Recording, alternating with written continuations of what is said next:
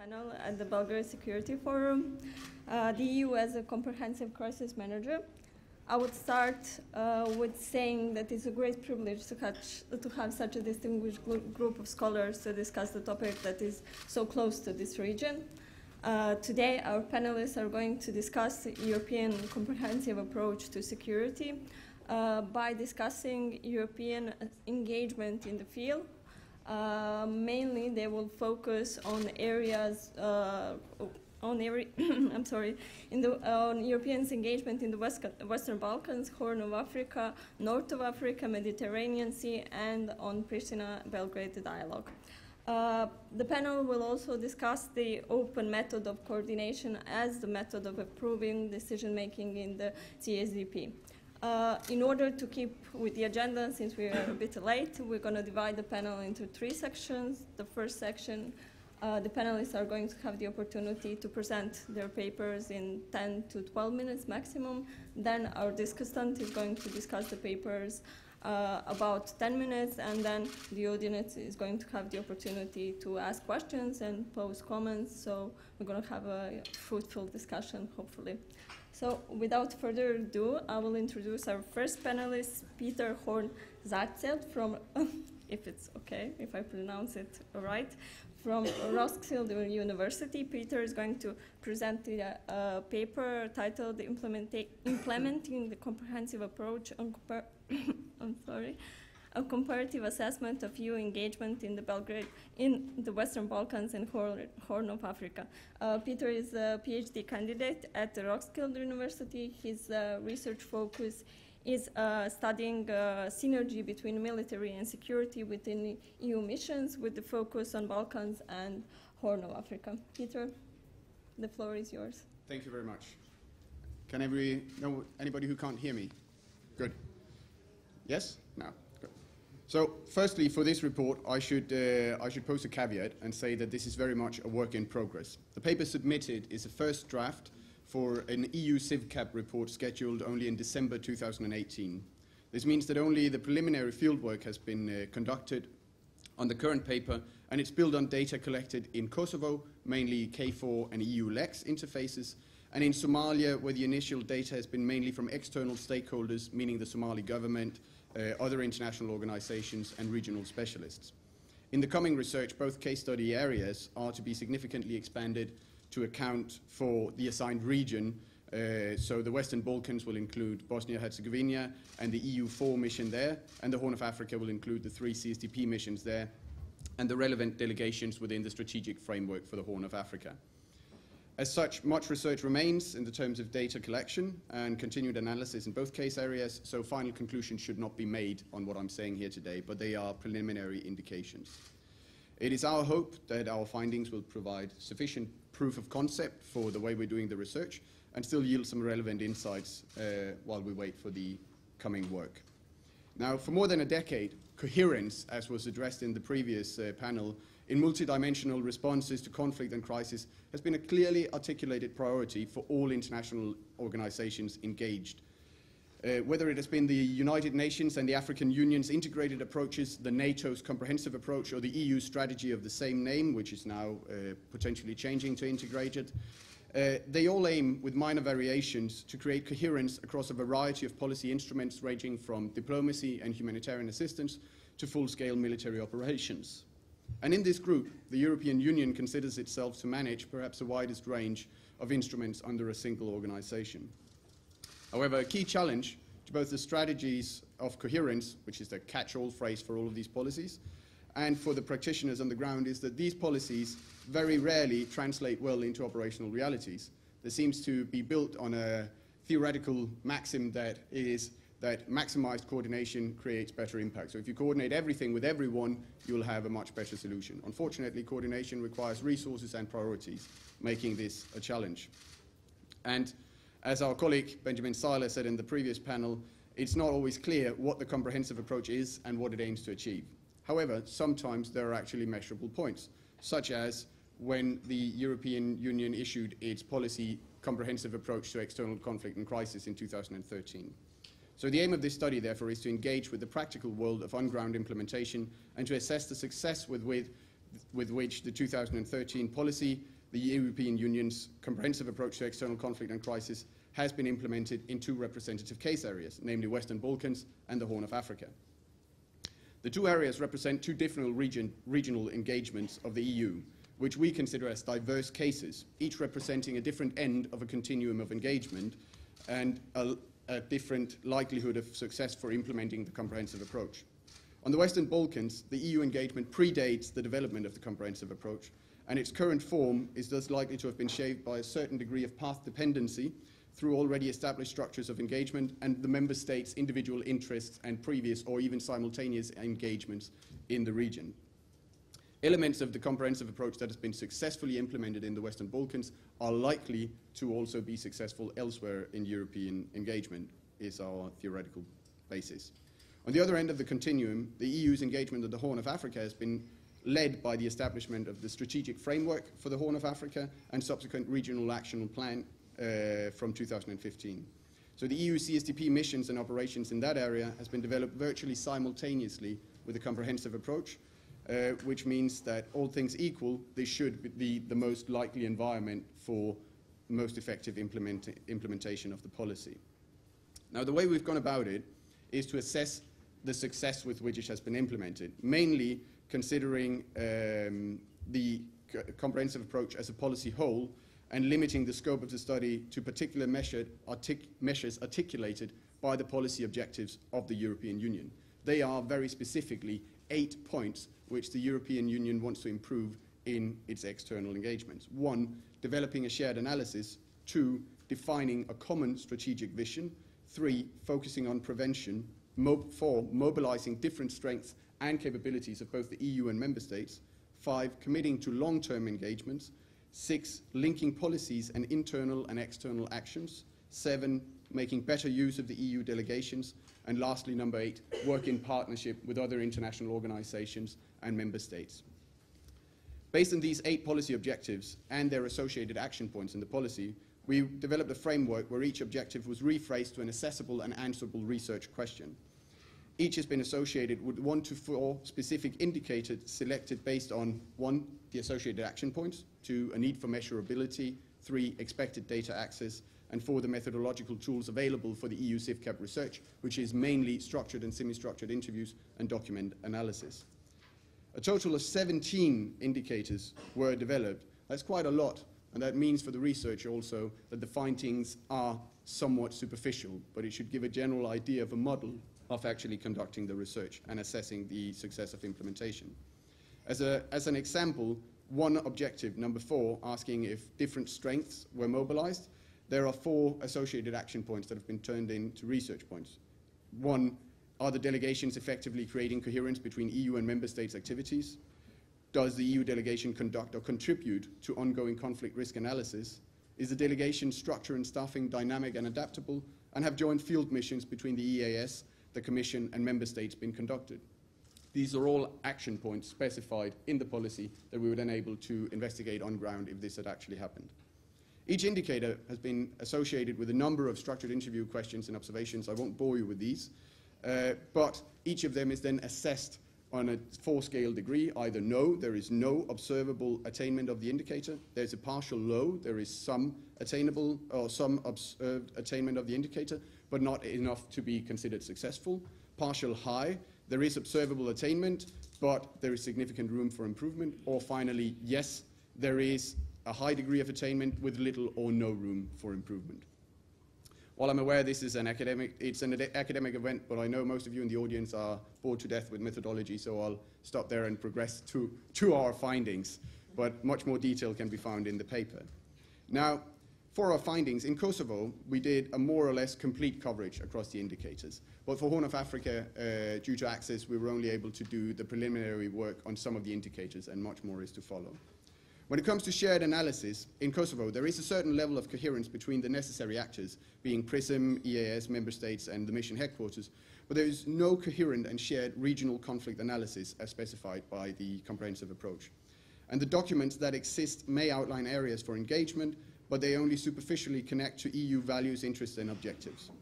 The assessment of this indicator is therefore partially low. For Horn of Africa, the strategic framework for the Horn of Africa fulfills most of the criteria for a political framework for crisis response, but it's generally found to be unfamiliar to CSDP staff. The data is not yet strong enough to assess the coherence between actors, but at least the document exists, which is one of the indicators for assessing it.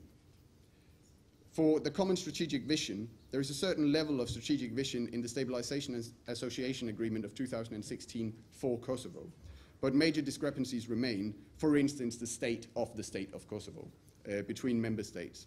Recognizing, however, that Kosovo is a difficult case in terms of the realm of the possible for EU member states, the assessment is set as partial high, because as many factors as we could assess were able to be pulled together were pulled together. For Somalia, the strategic framework and regional action plan do outline in significant detail EU objectives, potential engagements, and priority actions for the region.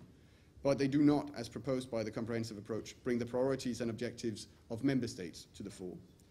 In Somalia, there are multi-actor engagements and a variety of actions that lead the locals generally to observe that there is too much intervention by too different actors.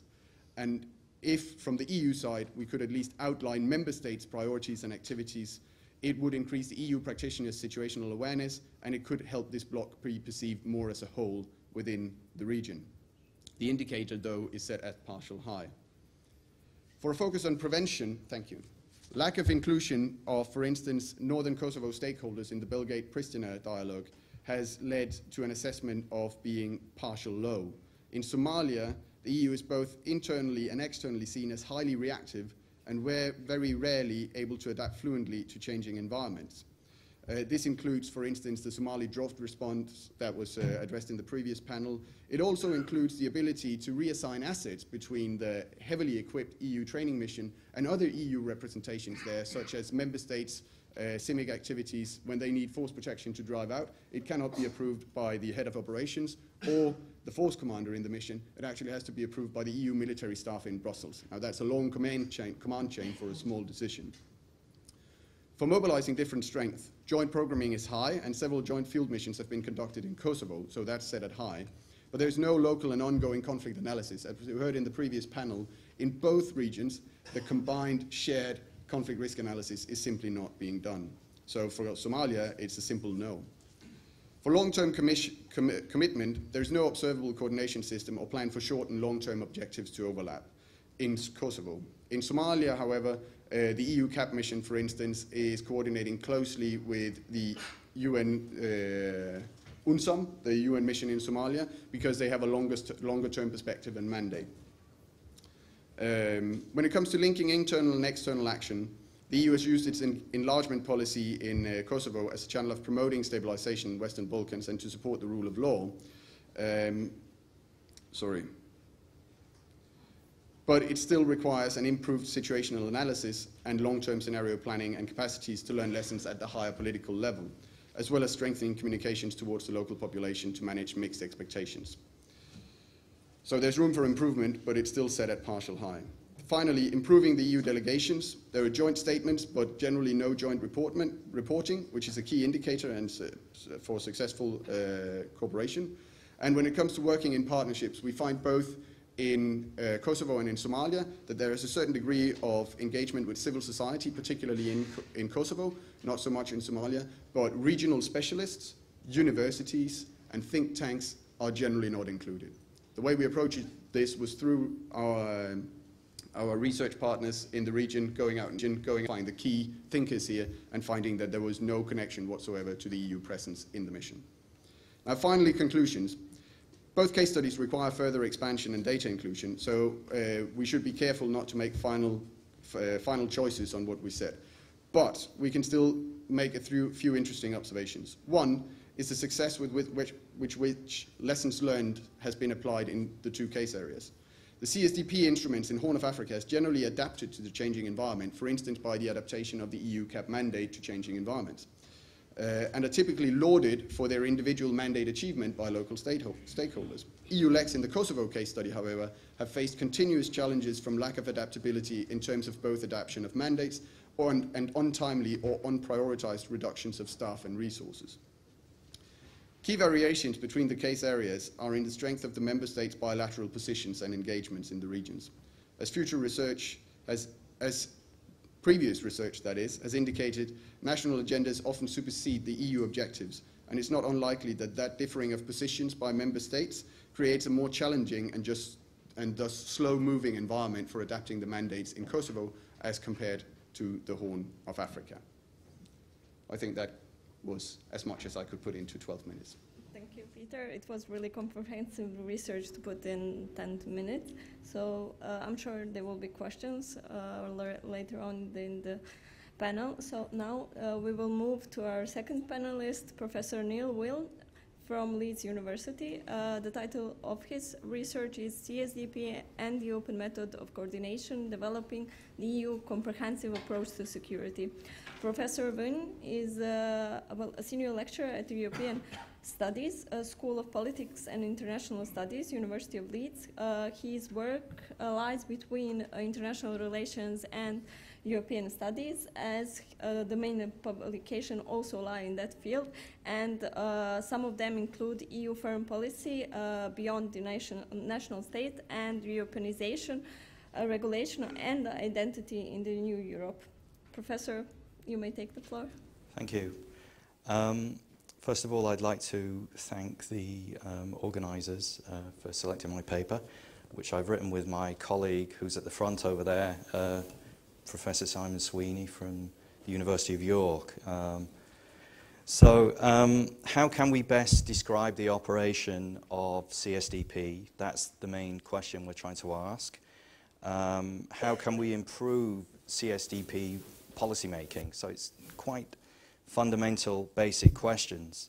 So the main argument is that we live in an era of a crisis of intergovernmentalism, that there are clear limits to intergovernmentalism, what can be delivered, as Michael Smith was saying earlier, and what is needed are practical instruments, I think, that provide value added to the process of crisis management in order to facilitate the EU's comprehensive approach to security.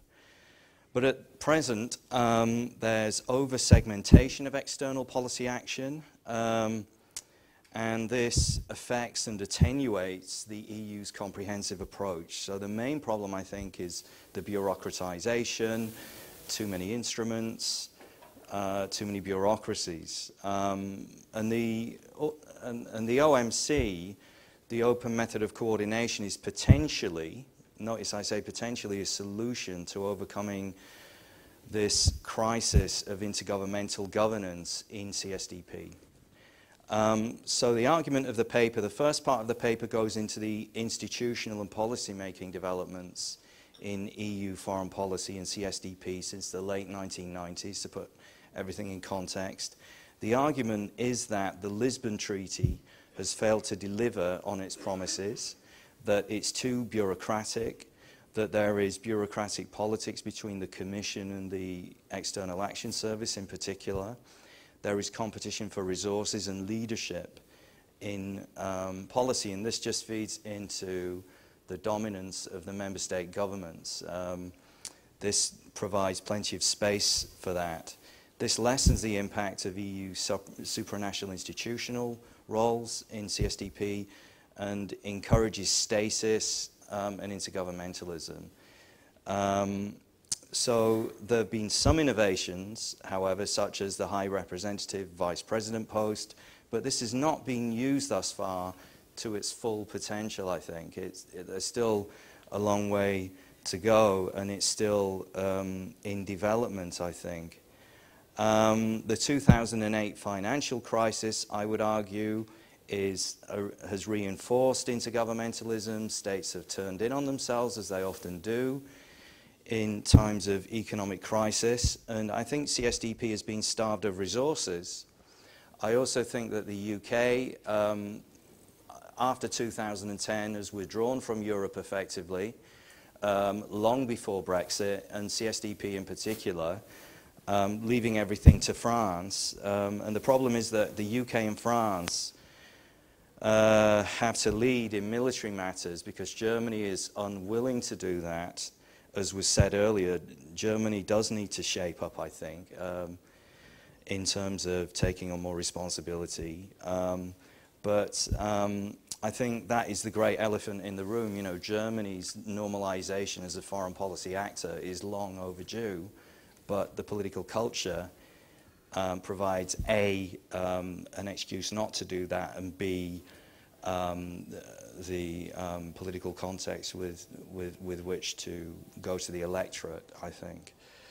So if we think of these times of crisis, we live in a time of crisis of multiple uncertainties. There's a lack of progress because of the crisis of intergovernmentalism, but what are some of the problems? If we look at Libya, there was nothing launched by the European Union. In 2011, it was left to the United States and NATO to lead from behind. Britain and France, the two most militarily sophisticated states in the EU, were incapable of doing it themselves. They lacked intelligence, they lacked certain capabilities related to precision targeting, cruise missiles, so on and so forth. If that's the best we can do, then we have some problems. And that was a relatively low-end, high-end kinetic operation, which we couldn't cope with. And it was of a limited time period, so it was a genuine crisis. There's a resurgent Russia. The EU response to Russia has been somewhat flaccid. But what I would say to that is, what can the EU do, apart from place economic sanctions? And then there is the question, do those sanctions work? Will this somehow, as in the South African case in the 70s and 80s, somehow feed through to the legitimacy of the leadership when the middle classes become disenchanted with the leadership? No, I don't think so. The opinion poll ratings for Putin are as high as ever. EU now for Med Sofia to counter people trafficking in Europe is not fully operational. It's not working fully. I think there's still some problems there. It's doing what it can, but this is a real problem. Turkey, you know, the EU's doing deals with Turkey, you know, pragmatically. And I think there's been a subtle change in EU foreign policy away from normative power. That's gone, I think. Michael Smith said we should be pursuing that. I agree with him. But I think now what we are pursuing is a form of pragmatism, as the EU Global Strategy says of 2016. And I think the EU is far more concerned with its homeland. I think it's far less concerned with an expansive global role for the European Union. There's, in a way, a degree of retrenchment, which is a little bit lacking in ambition, maybe. Although I'm sure somebody from the Commission or the External Action Service would disagree, but that's how the document reads to me. And I also think in terms of its engagement with Africa, the EU should treat the issues there as development issues. I think it does have, do this to a certain degree, but I think it needs to be more mainstreamed in its approach on the ground in a way that goes beyond having an office there. I think it needs proper thinking with development colleagues. And I think the role of the US, EU cooperation with the US is still very important. And I think the Trump thing is probably, hopefully, a blip. Although we said that about George W. Bush as well, if you remember, in 2003. But in practice, I don't think it's going to affect cooperation greatly. I could be wrong. Shoot me down for that if you want.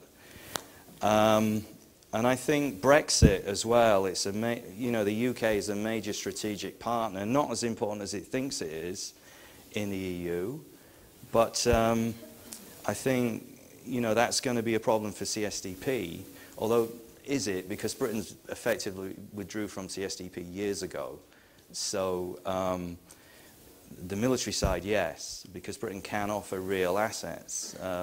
And then it depends what kind of relationship will Britain have with CSDP after, but nobody knows because the government doesn't know.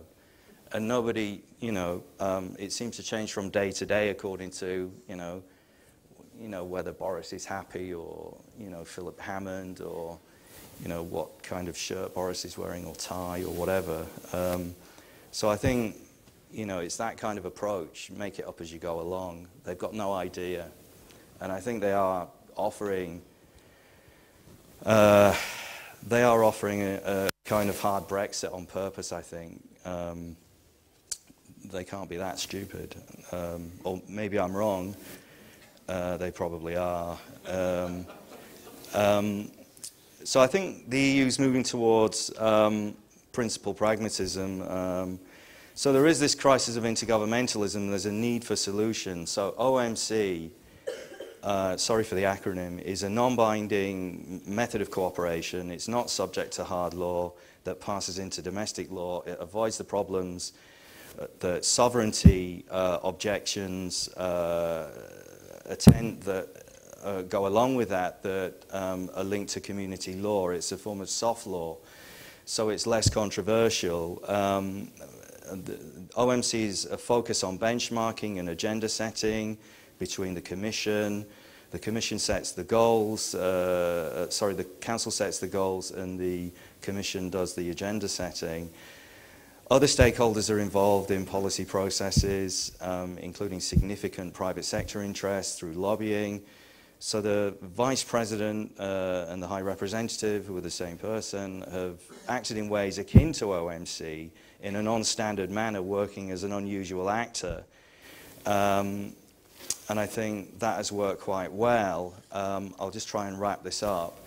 EU activities under foreign and security policy increasingly reflects the multiple stakeholder nature of the EU's commitment to regional and global security. And I think this encourages OMC to get things done, as we say in England, to get stuff done.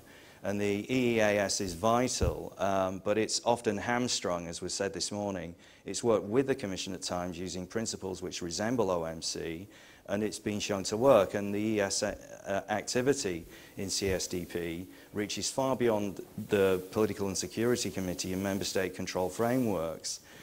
There are other things that needs to be done, like PESCO, Permanent Structured Cooperation, needs to be activated far more forcefully, and this is where Brexit may come in. Getting rid of the British finally means that maybe you can start to develop. Notice I'm saying you now. It's almost like I'm already feeling, not you personally, like I feel like a foreigner in Europe now. I feel ashamed, actually, of the way we've acted. But permanent structured cooperation needs to be I think, more forcefully, as do the battle groups. And I think OMC can help achieve this. So in conclusion, impediments to an effective CSDP are rooted in the dominance of intergovernmentalism. With Brexit, there is perhaps new opportunities for further development of CSDP.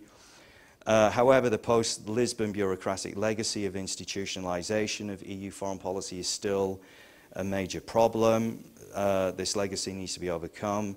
Nevertheless, a complex network of engagement that reaches across supranational intergovernmental institutions already exists in CSDP policymaking. Perhaps this could be developed pragmatically using concepts derived from OMC rather than trying to, we need to live in the real world and we can come up with grand strategies, all the rest of it. But I think that this is a bit of a fix. In that sense, it's kind of, the classic British fix, let's wait and see and all that. And indeed, in a policy field dominated, foreign and security policy, by intergovernmentalism, the network and stakeholder involvement of multiple actors is beginning to reflect not intergovernmental, but a form of OMC, without policymakers realizing it. I think this is a kind of way it operates anyway, but it's a useful way of describing how it operates, but it's also a framework into looking how it can operate, but it's also a normative way of dealing with policy in a pragmatic way. So what I would say is that this gives hope in an era on a low level of the crisis of intergovernmentalism, and maybe gives some kind of solution, at least on a pragmatic level. I'm not saying it's the answer, but it could be useful as a means to analyze the policy, but also useful as a means to progress the policy. Thank you. Thank you, Professor.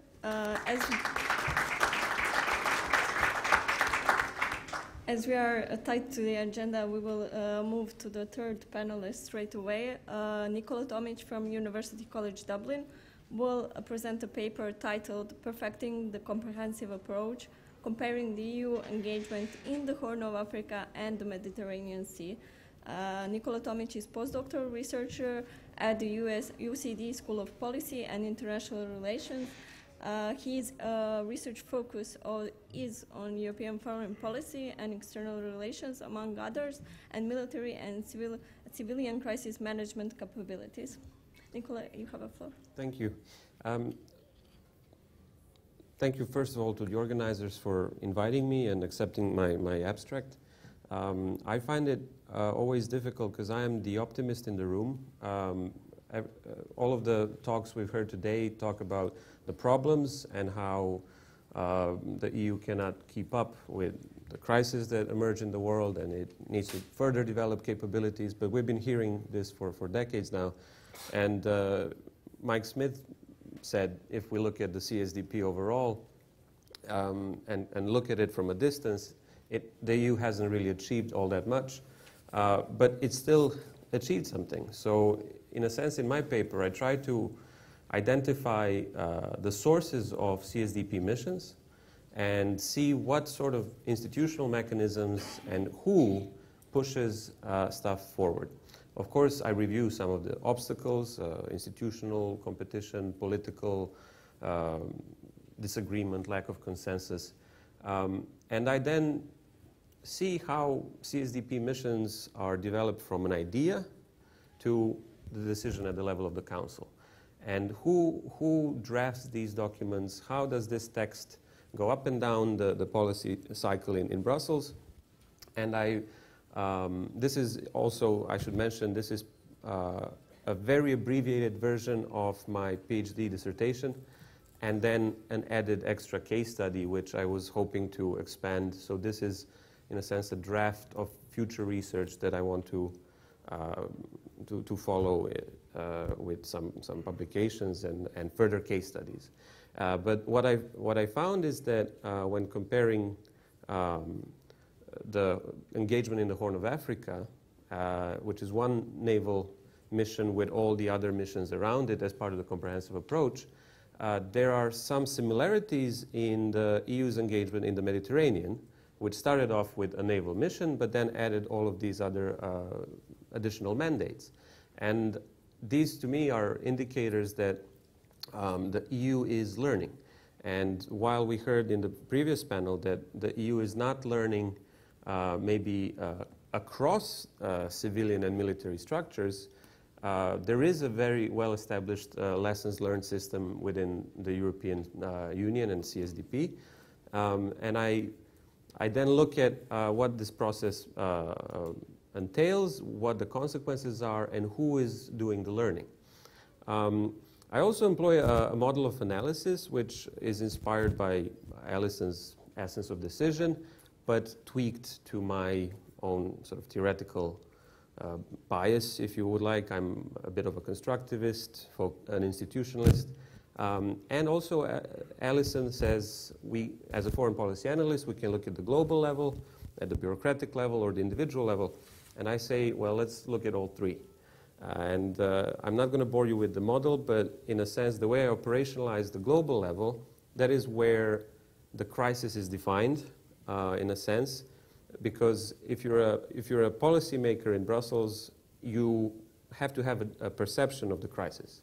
And that crisis is based on your own cognition as an individual. It's based on the cognition of your group So part of a social cognition, but it's also based on the information you are given and the frames that you are given, and these are created globally. Just to illustrate that, when it comes to piracy, Somalia was deemed a failed state.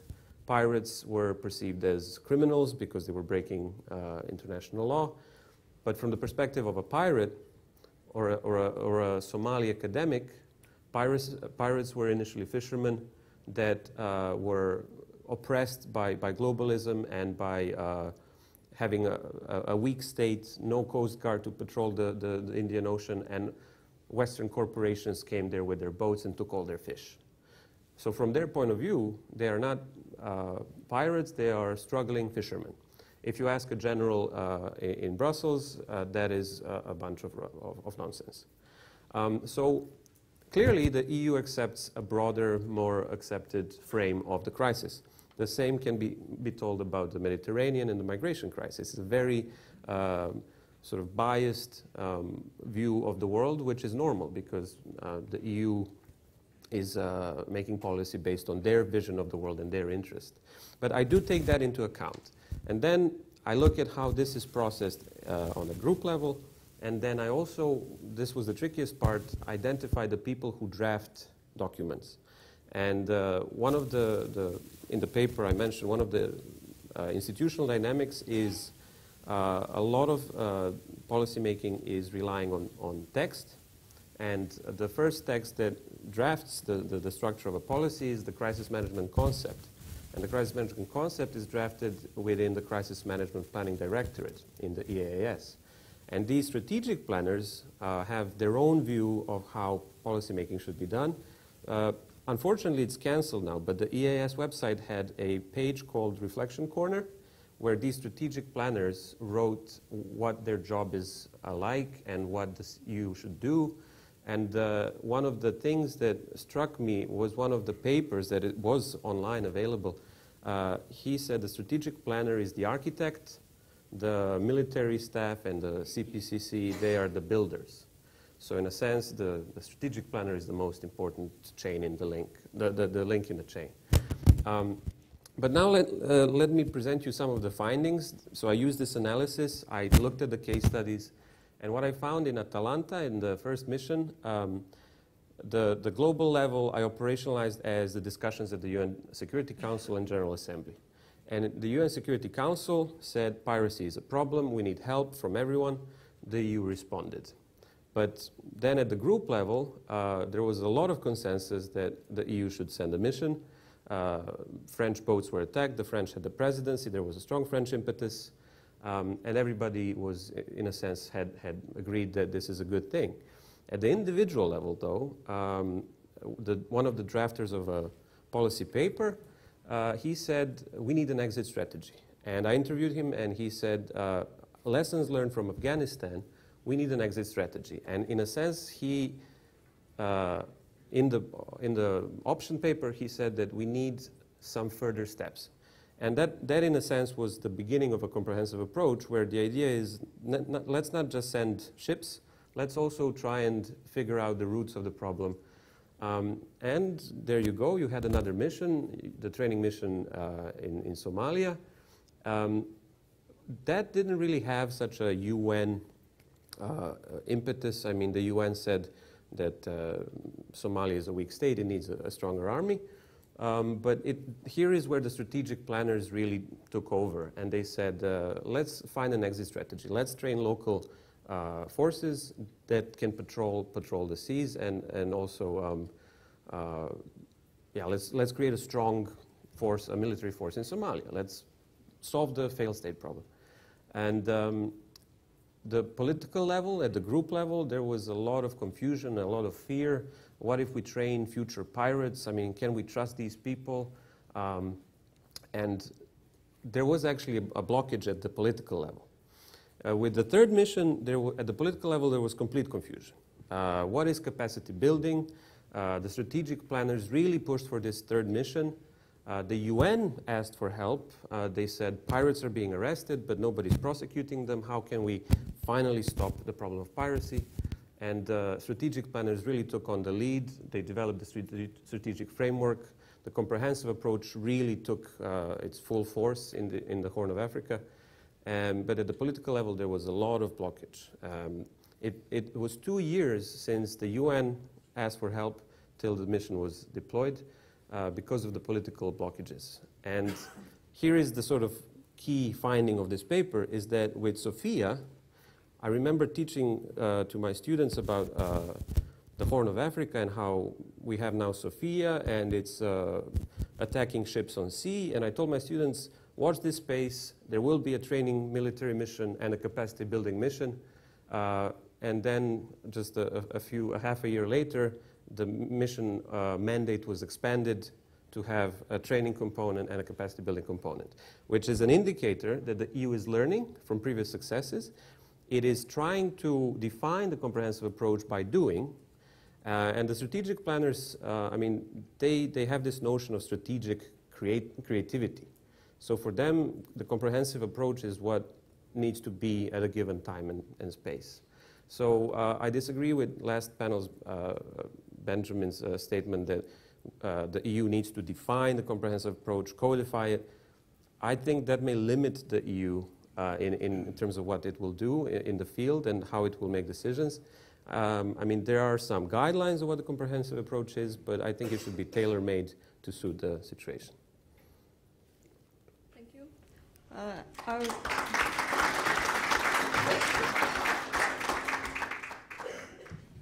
Thank you once more. Our last panelist for today is Erik Plänitz from Arnold-Bergstraesser-Institute in Freiburg. The topic of his paper is EU mediation in the Belgrade-Pristina dialogue, framing mediation success. Erik is a PhD fellow at the Institute. His study focus is something completely different, extreme weather and urban political violence in sub-Saharan Africa, but he has researched EU mediation in the Balkans and capacity building in Ethiopia as part of the Horizon 2020 project. Yeah, thank you.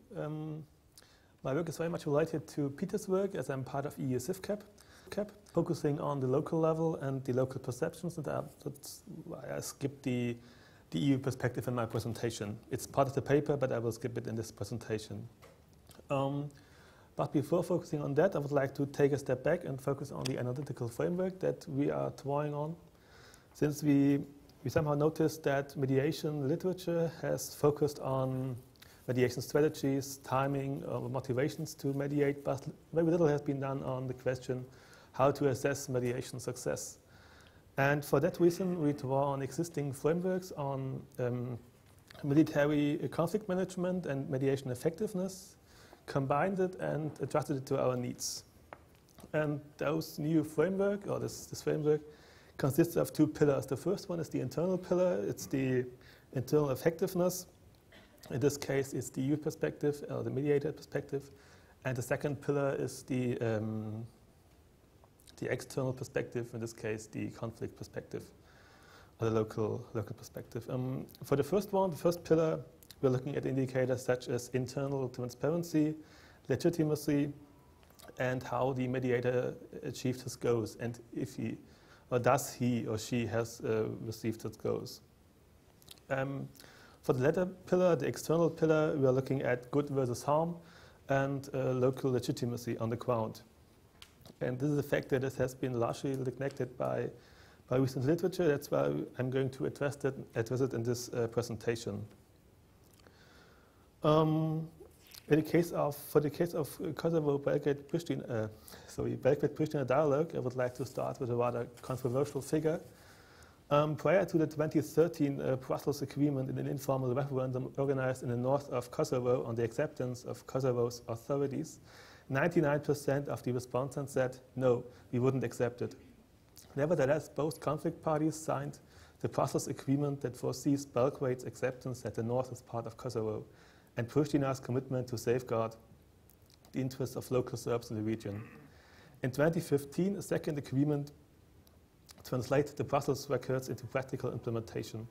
The most controversial part of the negotiated agreement is the installation of a coordination body In the north, that represent Serb municipalities.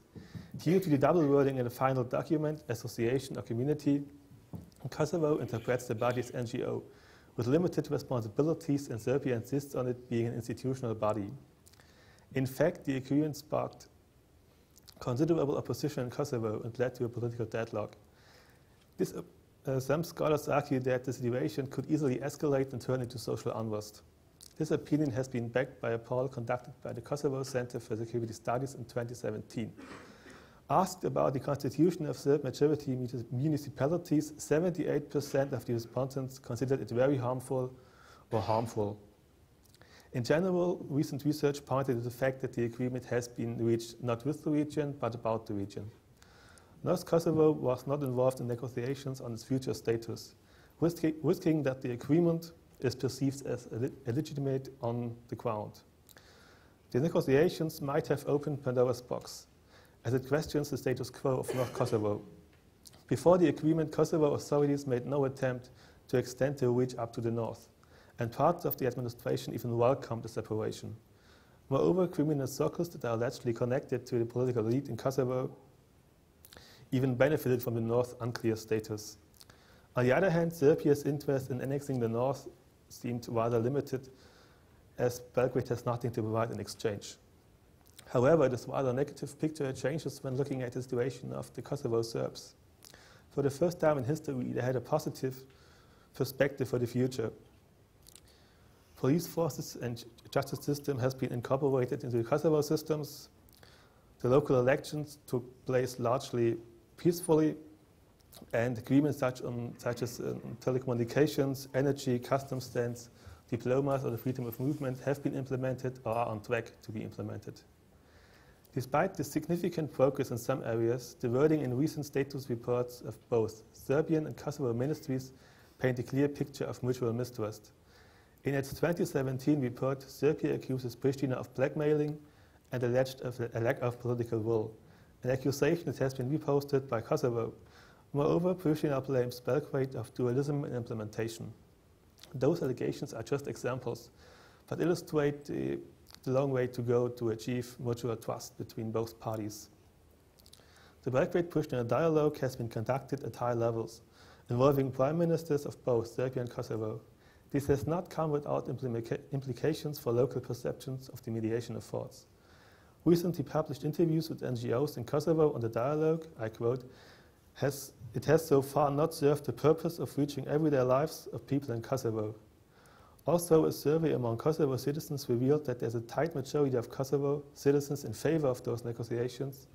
38% do not support the dialogue. 28% of the respondents even stated that it should be stopped immediately.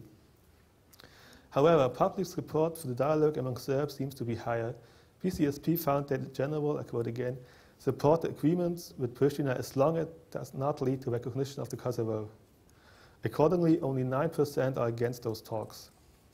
Looking at the development of conflicts in the region that are related to the Kosovo-Serbian relations since 1999 to 2015, support the previous argumentation. According to the data of the Heidelberg Conflict Barometer, the level of intensity in the issues of the status of the Kosovo decreased from 3 violent conflict to 1 dispute during the dialogue between Belgrade and Pristina. On the other hand, 2 new conflicts appeared in 2013 and 2015. In 2013, violent clashes between Kosovo Serbs and security forces in the northern municipalities occurred. In 2015, the database records a Category 3 violent crisis, conflict between Kosovo government and the opposition groups. Protests against an agreement delegating greater administrative powers to Kosovo areas within an ethnic Serbian majority has been turned into violent demonstrations. So coming to the end of my presentation, I would like to summarize that the dialogue has achieved this major goal of a normalization between relations of both Serbia and Kosovo, but it failed to significantly contribute to sustainable peace in northern Kosovo, especially on the local level. And closing the circle and linking it to mediation literature, I followed the argumentation made, for example, by Gardner and Beardsley, saying that choosing a directive mediation strategy by offering strong incentives, in this case the EU perspective, led to a quick agreement with limited durability. Thank you.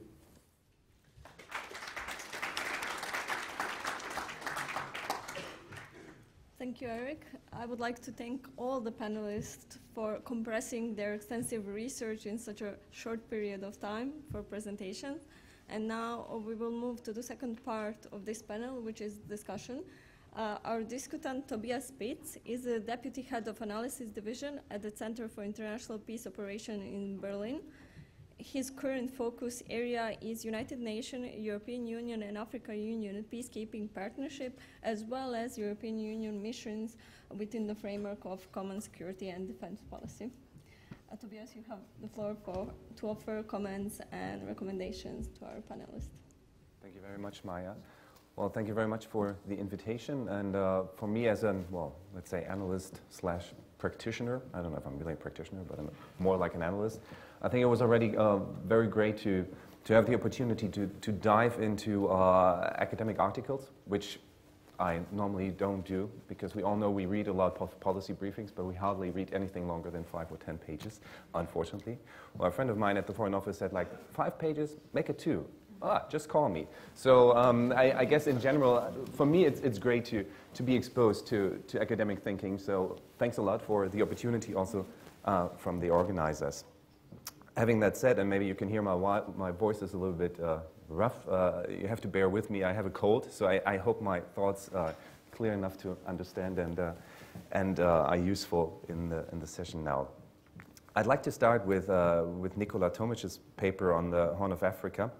And I really like your analysis on both the structural, but also like the individual impact in Brussels on the planning of missions and the reviews, especially that you actually have a look at the strategic planners and you try to interview them, you look at the papers. I was not aware that there's something like or that there has been something like a reflective corner and people in Brussels actually allowing people to write and publish something in public. Wow, you know, everything else is classified or limité. So I think I have to ask you for these papers.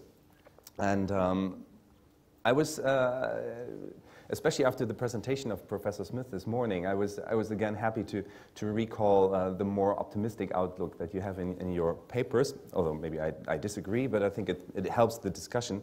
And your paper is very optimistic about the structural ability of the EU to be a learning organization, especially when it comes to lessons learned or best practices. And on the other hand, you're also quite positive when you're looking at the personal capacities of the people working there, the strategic planners, and how they actually are able to work on the crisis management concepts and actually, you know, take the lessons learned from one crisis management concept implementation over to the next one. And actually, there's where my critique comes in. And I think you might paint the picture a little bit too positively there because, well, first of all, we still talk a lot about lessons learned, best practices here. At the UN, the people always hit me with a stick and say, like, it's lessons identified, it's good practices. And I think that's for a reason, because we hardly learn any lesson. But, you know, the first step would be lessons identified. So in general, I think maybe we should also think about, you know, using different terms and also thinking about what that means then in analyzing what is done in Brussels or in the missions. But when it comes to lessons identified or the ability of the EU to learn as an organization, let me pick just one instrument that I think is really important for CSDP missions when we talk about organizational learning, and that's the strategic review of missions. Well, if you look at strategic reviews during the last couple of years, I think you've had a number of problems. You had institutional competition. Sometimes you have a strategic review done by CPCC, sometimes CMPD, sometimes they agree on it, sometimes, you know, they even split. But the problem is strategic reviews are mostly done top-down from Brussels. There's another thing, and that's positive reporting, or let's say everything but negative reporting. So hardly things from the mission that are negative end up in the strategic reviews or in any reporting, because member states, they don't want to know when something really, really goes wrong, and they also don't want to share it with their own public or in public themselves. So I think when you look into that, I hardly doubt that there's already a lessons learned system in place, but this is really something that you have to work on. And it means that if you don't have that in place, especially when you have, and ULEX Kosovo came up a couple of times, every strategic review done top-down led to a restructuring that was not according to local needs, that was not according to what actually the people on the ground thought, you know, We have to continue working, let's see, on property rights. We have to continue, more on prosecution. It was only like, okay, 50% cut. This is the cut-off date. Go, and this time more local experts, less international experts. So I think in general, there's even when you just look back 1 or 2 years, I see a lot of issues when it comes to institutional learning. And then on the individual level, I totally agree. I've met fantastic people at CMPD and CPCC with a lot of knowledge, with a lot of critical thinking that they put into crisis management concepts or operational plans, but they rotate. It's mobility as everywhere. And so I was in a meeting with the people in charge for CSDP at the foreign offices of our member states just a couple of months ago, and they said, we started planning a civilian mission. We haven't done that in a long time. And actually there was only one person in the room who was actually involved in the last planning of a civilian mission. So there goes the capacity or expertise. And that's why, you really have to think about, like, are there certain capacities that you have to just exclude from rotation or mobility? And I think strategic planning or strategic review, stuff like that, for certain are part of that. And that's on the first paper. And then let me move to the paper by Neil and Simon, which I really liked. And actually you had almost the same critical assessment as Michael Smith had this morning. And from morning presentation, actually, it looked like you were very critical altogether, because you were cut short a little bit at the end. Because when I read your paper, actually there was a little bit optimistic outlook.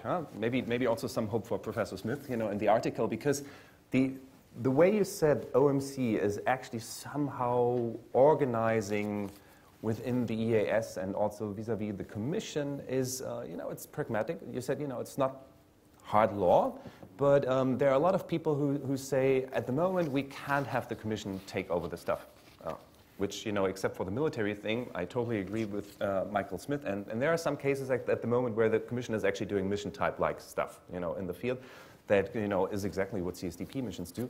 But in general, you have to move around what is there. And I think the OMC, and I didn't know that, it pretty well delivers an interesting instrument and also catches what is happening there with Mogherini and her team. And I think, the development now also of the integrated approach, the reorganizing of the CSDP structures under Pedro Serrano, as well as, with PRISM and all that stuff, it shows that the direction is we want to try more, and we want to see if, in a pragmatic way, we can agree on something and, do it in this soft way. So I really like that. And I also like that you said, the Brexit thing, it's not all bad. It actually opens up a lot of opportunities. So that's also quite positive, and I agree to that. And from your paper, I still miss, and again, that's the practitioner, because I'm working for the Center for International Peace Operations, like, okay, what does that mean now for the field? I mean, OMC, like, how do we use that then in the field? Because one thing is you have OMC in Brussels, and people agree. But the other thing is you need something like OMC for sure, even more in the field. And there comes the comprehensive approach and, and all the other issues and problems we have. So I would love to hear more about that, and especially when you look at the case of Mali, and I will come back to that with the next comment. I think you can see how the EU should not do it at the moment. And I look at Gabriela because, who knows what the EU is doing in Mali? I think that's a good question. And coming to Peter's paper, I know it's work in progress, you told me, but I think it's a great endeavor. I love the research design. I love that you're actually breaking down the comprehensive approach and its 8 points into 17 indicators. It's difficult, I know. You can criticize the research design a lot, but it's always great if you actually follow a path like that. And if you do more semi-structured interviews, I think you will have some really interesting results, and I'm happy also to receive them at the end. That said, I was wondering, okay, if you're talking about the comprehensive approach, why pick EULEX Kosovo? Because that's like the evident thing where a comprehensive approach, even if we wanted to, would never have worked because of the political external factors. So, it's so evident that probably everybody you are asking and interviewing will just, make the same point. So I'd rather suggest to actually pick a different example. Also maybe missions, and we're all talking about training, capacity building, etc. Maybe missions that have been, since EULEX, you know, the more typical missions that are deployed in CSDP, and maybe that would be interesting. I'm not so sure about the list of interviews. Has that been all EULEX personnel, or because I only saw like 3 people working in the CSDP mission, but nobody in Brussels. So I would really suggest that you interview a lot of the people also in CPCC and CMPD for your paper, especially, you know, the Brussels elements in CPCC of each mission as a, you know, as a linkage between Brussels and the missions might be also interesting to look into. And yeah, no, in general, I think that's great. And you actually mentioned PRISM already, so that you're right up to date there. And yeah, then coming to Erik's paper, and I'm sorry, it sticks a little bit out. You know, everything is about the comprehensive approach, and then it's about mediation. And I think you've done an excellent analysis and assessment and account of you know, the whole Pristina-Belgrade dialogue. And I think the interesting link, and that is something that has been said also on different panels, is maybe that there you can also see how important actors' leadership is. You know, that's also like a running theme through a couple of panels, and also what Peter Faith said. You know, it's the leadership might be a very important point in how we select the leaders and how they actually use the instruments and tools that they have available. And you know, maybe in that case also it was because of the HR that things happened, you know, at least went in the right direction, although we're not yet there. I would have been really interested in the weather and sub-Saharan violence thing. That's so maybe that's something for the next panel. And now I think I'm also running out of time. So some quick conclusions. I was surprised that actually if you look at all the papers, and actually there were not only 4 but 5 papers, but unfortunately one person missed her flight. When you look at the 4 papers presented here, you know, they're cautiously optimistic. And I think that's good. It's they're cautiously optimistic since, you know, 2013 with the communication of the comprehensive approach. There has been a lot of thinking and struggling. You know, at least something's going on. You know, I like movement.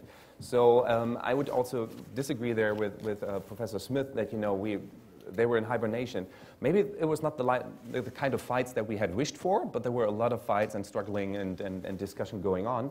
And maybe it's also not the results that we hope for, but, you know, at least things are tried out. And what I miss a little bit about in the analysis in general is probably the role of the Commission vis-à-vis the EAS when it comes to the comprehensive approach. You know, it was coming up here and there, but I think the Commission is really the big elephant in the room. What they do, and I totally agree with Michael Smith, what they do so often resembles what CSDP is doing after a long and complicated process with member states deciding on putting together a CSDP mission and putting them in place. You know, it's really, sometimes it might be more efficient and, you know, and it's good to pick your fights as a member state, so maybe not picking fights over CSDP missions, whether to be deployed in Iraq or, you know, or elsewhere. So I guess I would love to hear more about that, and especially also in Peter's paper about the role of the EU delegations, because I think now with the head of the EU delegation being from the EAS, you know, and have like the political oversight, but then the deputy being in charge, you know, for the Commission and the funds, I'm not sure if that really works out in the field and how it works out. So with the interviews there, I think that might be really interesting. It was also quite telling to see that most of the time that you assessed missions or responses well done by the EU, it's somehow related either to piracy or migration. Well, and that's also something, that's at the core interest of the member states. And unfortunately, it has been really pushed by interests much more than norms, as well as the European security strategy back then was much more about norms, and you know, the global strategy, it's now a mix of norms and interests, and you can really tell by the kind of responses that interests are now at the core. And so, of course, yeah, member states can put their act together when they have the feeling that otherwise 300,000 people are showing up at their borders. But in general, I think we need to talk about CSDP being of much wider use also for Europe in many ways, and I hope that we get there eventually, because it's all in the European global strategy, which I very much like. Mali, yeah. when Gabriela talked about Mali, I was also thinking about, okay, I just tasked a research assistant at my institute to just figure out what is done in Mali by the EU. And I can share the table with you. It's amazing. It's amazing how much, activities, actors, stuff, and, and we don't even count in the bilateral stuff, the UN stuff, everything. And then in Mali you have the 2 missions. And I like the idea of having one EUSR for 2 missions, a military and a civilian one. And I'm totally on board also with really changing, how the head of mission should be able to head a mission similar to the SRSG. But I always wondered, why do we always have, 2 separate missions there? Why not having one? I mean, the UN is doing multi-dimensional peace operations, and there are, military, police, civilian, everything's in there. But we come up, with, we need a military training mission, then police, civilian, and whatever. And after that, we figure out how can we streamline that. So maybe there should be also an alternative in putting together these missions more like a multi-dimensional mission, if needs be.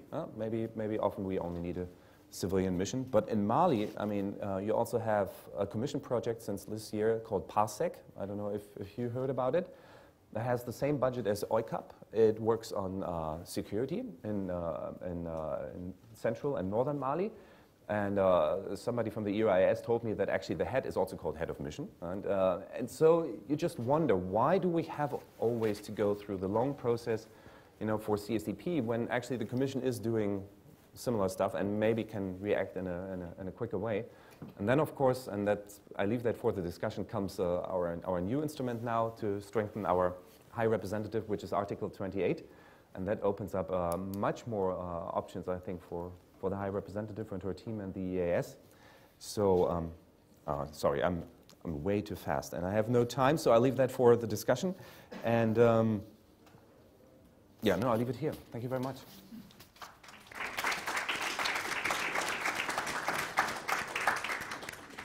Thank you, Tobias. Thank you, panelists. Now we will turn to our audience. It's time for question and answers. Please state your name, affiliation, and to whom you are addressing your questions. I have one. Yes, please. Good afternoon. My name is Albert. Just the microphone, just a second. Hello, my name is Albert van Nuenen-Carrioen. I'm the head of the EU Lex Liaison Office in Belgrade. And I have a question for Winn. You mentioned the fact when you how can we improve the assessments and improve the CSDP policy making, and you made one comment that I was quite triggered by, that we have too many instruments. Could you elaborate on that comment, and do you think that we have the right instruments in the first place?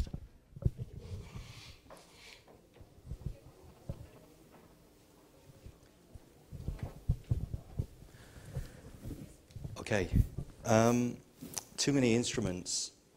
I think, it's partly answering what Tobias was saying before. I think the EU is far too bureaucratic because that's how it's developed as a kind of regulation actor, almost according to the rules of neo-functionalism, form follows function. And I think the instruments sometimes, what I meant by that is who's in charge. You're not always sure, is it the Commission, is it the CSDP mission on the ground, is it the office in Brussels? That's what I mean. There are too many cooks and not enough leaders, and it needs simplifying. And that's one of the reasons, like you were saying about, you have a mission for this and a mission for that and a mission for everything. It would be better to mainstream everything through one kind of unit, whatever that is, whether it's the Commission or whether it's the External Action. I mean, surely it should be, the External Action Service, but the Commission is so wanting to keep hold of its, foreign policy brief in a way that they're often in competition with each other. A bit like, in the old days when you'd have, like, 2 commissioners fighting over trade policy, like you'd have Patton and then you'd have,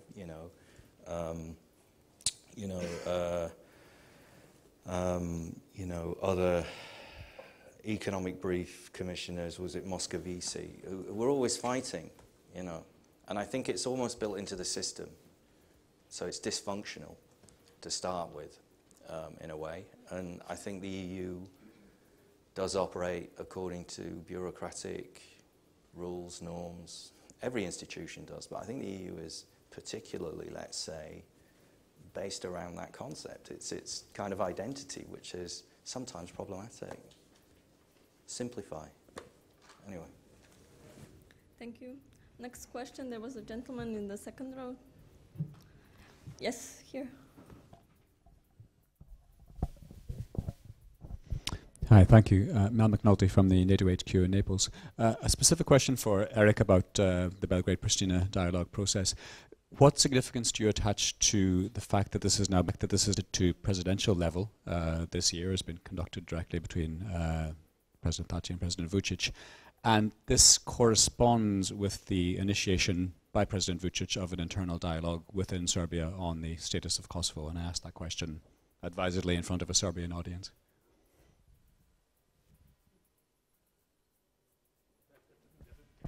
The last 2 points. First point, the Belgrade-Pristina dialogue process has now been elevated a level. It's been conducted by the two presidents. Do you attach any significance to that? Would you be a bit more optimistic that it has resumed at that level?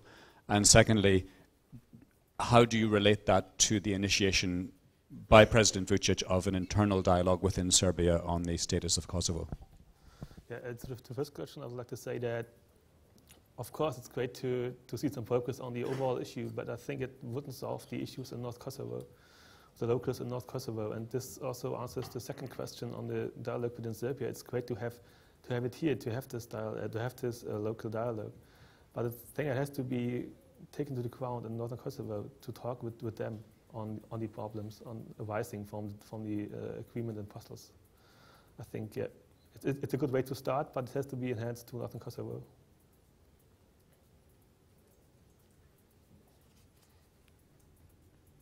Maybe some of the panelists have also some insights to share on this question, on the elevation of the dialogue. Yes, Dušan, please.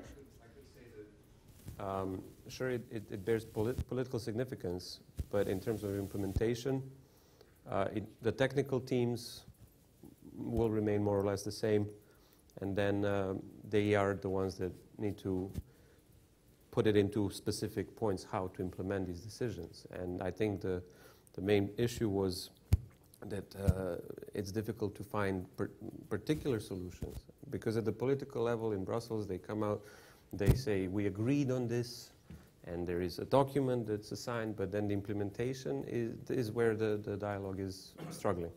So whoever is in the photo doesn't, I mean, I would say doesn't make such a big difference in implementation.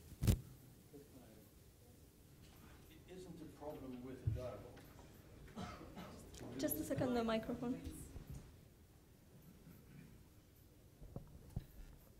Isn't the problem with the dialogue? I'm trying again. Isn't the problem with the dialogue that there is too little top-down, but rather that there is too much top-down, and that there is too little bottom-up? If you look at perceptions in Kosovo, and probably also in Serbia, among the people, among the grassroots, civil society, there is a massive misunderstanding of what the dialogue is about. There is mistrust. I've seen this particularly in Kosovo, I must admit. And people feel that this is something that is profoundly against their interests. So what is needed is not to bring it to higher levels, but to bring it down from Brussels to the field, and to make an effort to explain to the people, on both sides, what the dialogue is about and what the mutual benefits are about, and that we should not engage in second guessing and so forth, but to try to overcome the mutual distrust. I think that is the problem.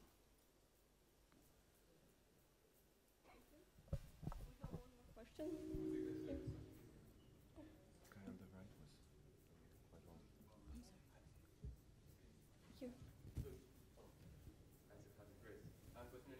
I'm from Australia Center, and also I teach at the University of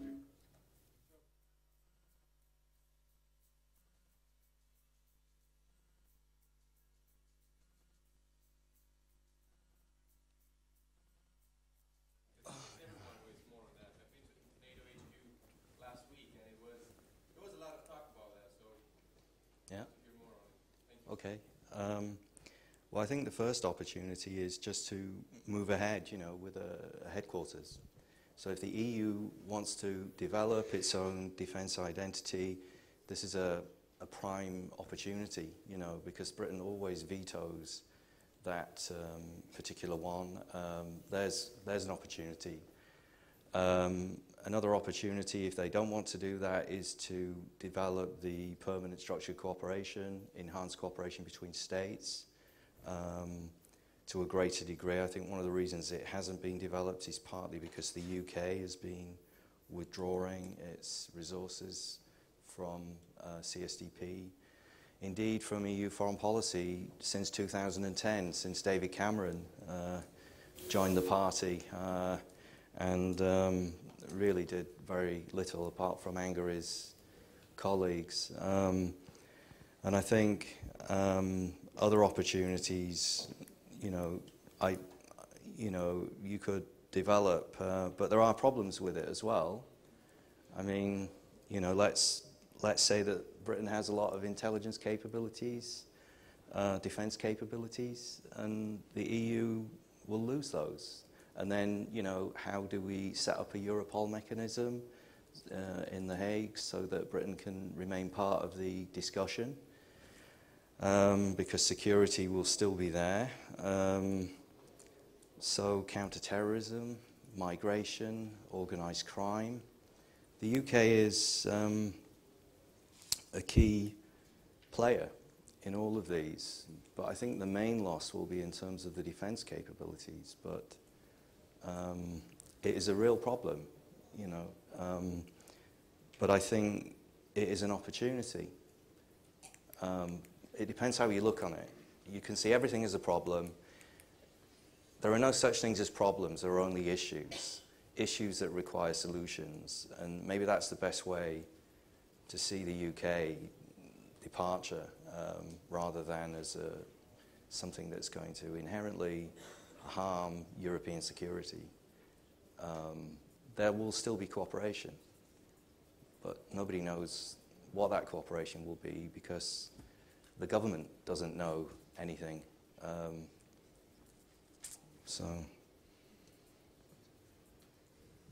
Thank you. We had a question on the microphone, please. Gentleman with the red tie. He was first. I'm sorry. Thank you. I'll try to be brief. I'm Kurt Bassiner from the Democratization Policy Council, also University of St. Andrews. And my question is for Dr. Tomić, but anybody who wants to jump in can field it. I'm curious that if in this learning process that you've looked into so deeply, whether the term deterrence ever comes up, because at least in the documentation I've read about CSDP, it's never there.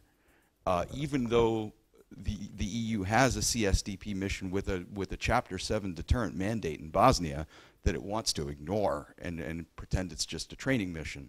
And it's quite anemic as a result. So I'm just curious whether that's being inculcated particularly in this geopolitical moment where you can't count on the United States, at least you can't bet on it right now. And that would be something I would think Europe would want to be thinking about.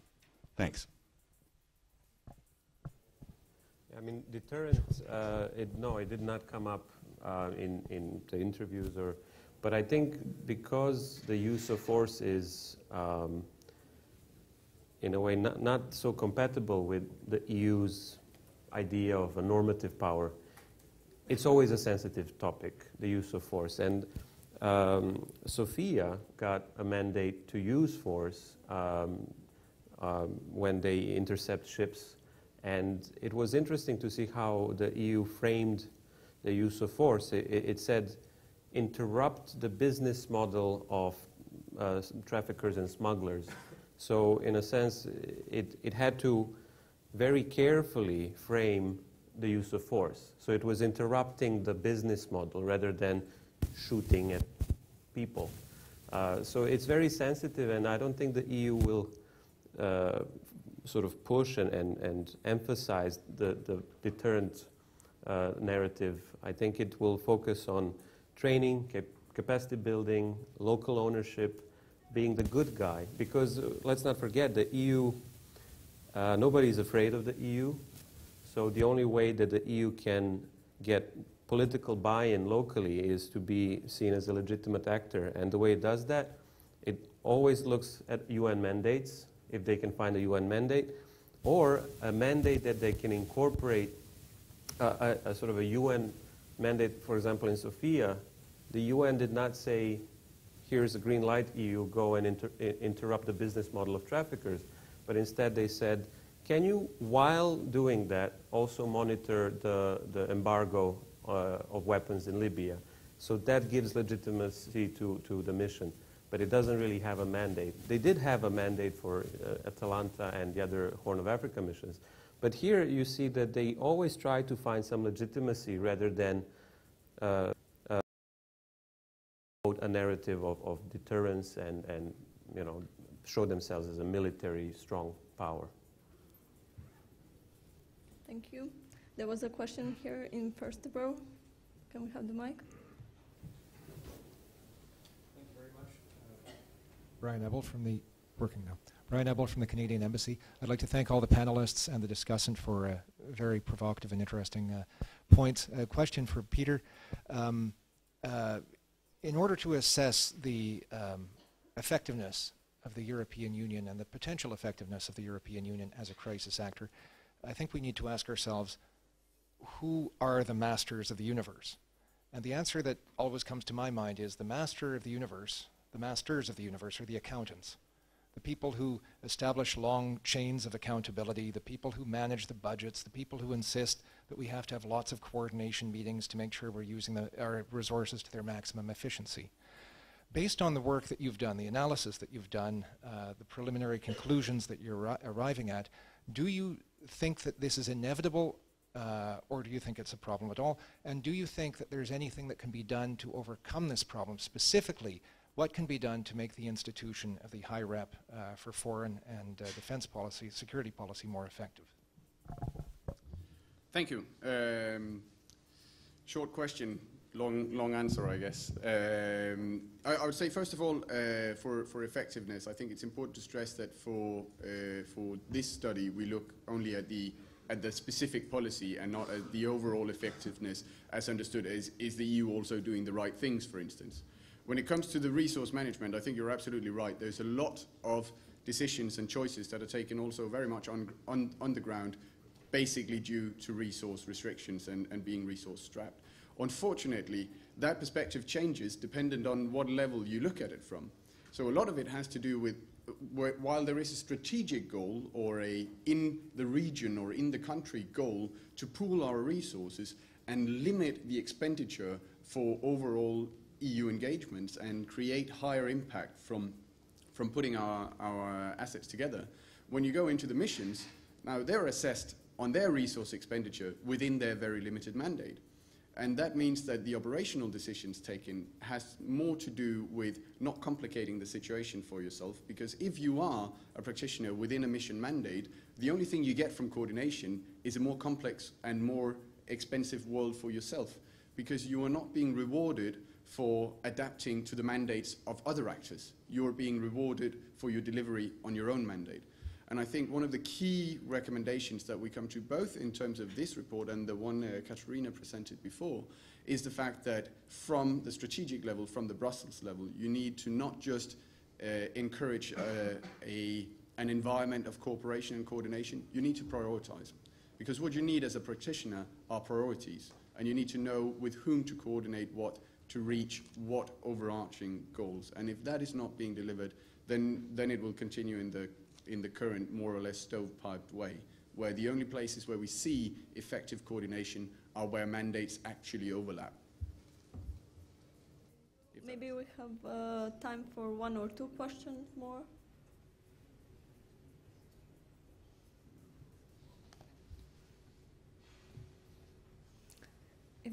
Yes, Professor, first row.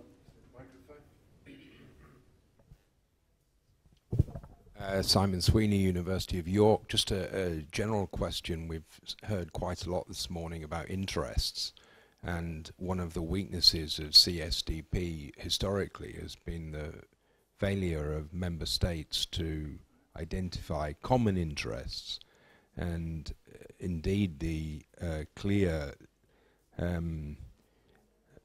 extraction of certain member states away from missions if they think, well, that's actually nothing to do with us. So the question is there any prospect, do you believe, does anybody believe, that given the extent of growing threats, and many of the growing threats, including cybersecurity, have been mentioned this morning, is there any prospect of the EU 27, never mind 28, but the EU 27 waking up to the reality of common interests and identifying those common threats that demand an appreciation of common interests? Thank you.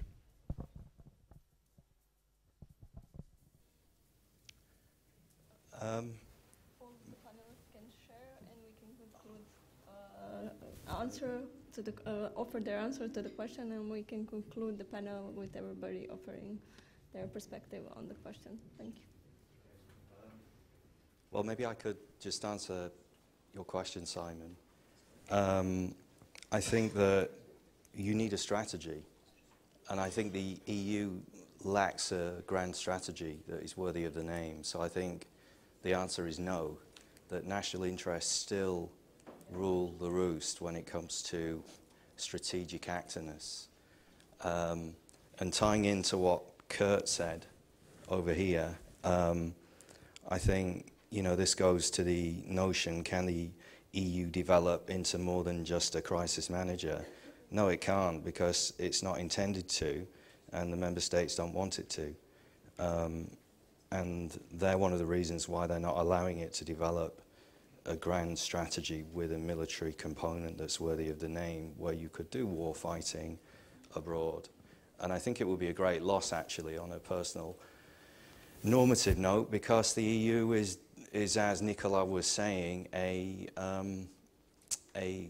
you know, kind of honest broker in the wider world. It is not governed by the same rules that nation states are. It's not seen to be a threat in the same way, so it can actually achieve more doing what it does, I think, rather than trying to turn itself into a state writ large with state-like, polity-like attributes to become you know, something different, to go beyond what already exists. But I don't think that will happen anyway, because member states are very jealous of their powers, and hence the need for the open method of coordination. Yep, I could supplement if only briefly, saying that for what I've been looking at with the Horn of Africa particularly, I would say the strategy is there. There is a regional framework, and it does specify the more or less common interests of the EU. I think there's a disconnect, though, from the strategy to the implementation, when all of these strategies, whether it's the comprehensive approach saying what should be coordinated and what should be delivered, which we have black on white, or it is the regional strategic framework, if that is not translated into direct tasks in the mandate, it doesn't change the current sort of stovepipe delivery on the ground. And I think that's where the key disconnect is. I'd just like to add, in cases where there is no interest by the member states, that is potentially not necessarily a problem. The problem lies when there is an interest not to do something. But a lot of the member states will get a proposal and say, sure, let's do this. I mean, something needs to be done. It's a problem in the world. But when there is interest not to do it, that's when the political level is such a big obstacle. And our discussant said that strategic reviews tend to be top-down. When there is no consensus, and that opens up the space for institutional actors to propose a strategy so when there is no consensus, that's when the problem occurs. When there is a consensus that something needs to be done, but we don't really have a strategy, sure, it's not ideal, but it's not going to stop CSDP. Nothing to add on that. Nothing to add on that. Thank you.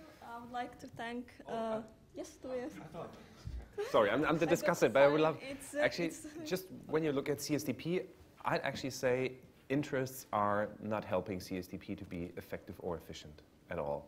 Because somehow interests are producing CSDP missions that tend to be not focused on the situation on the ground. You know, it's more like we have to do something, but nobody can still explain to me why we had to do something at the Juba airport and call it CSDP. You know, it's like really, but it was because, you know, the French said we want to do this, and the Brits said, well, if you do that, then we would like to have that. So the way that some of the CSDP missions tend to, you know, be put together out of interests of certain member states do often not help that these missions actually be effective or efficient in the long run. At least that's my feeling. And when you look at now currently the mission in Iraq, you know, for I think for over a year, member states debated we want to have a mission in Iraq.